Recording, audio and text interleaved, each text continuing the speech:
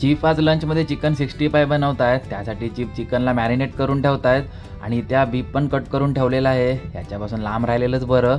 तर नमस्कार मित्रांनो, मी आकाश भाटकर, काम करतो चीफवर. चीफने आज व्हेजसाठी फ्रोझन पालक गार्लिक वगैरे टाकून बॉईल करून ठेवला आहे. चीफ आज पालक पनीर बनवणार आहेत आणि संध्याकाळी डिनरमध्ये आलू पराठे आहेत. त्यासाठी मी आता बॉईल केलेले बटाटे सोलून ठेवतो.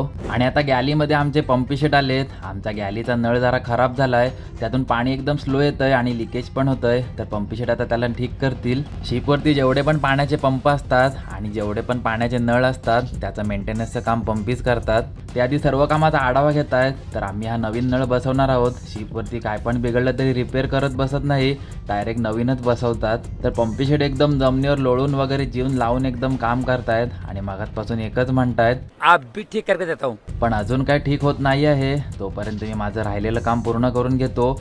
आणि आता फायनली पंपी शेटने एवढी मेहनत घेऊन आपल्या नळाचं काम एकदम ओके करून दिलंय.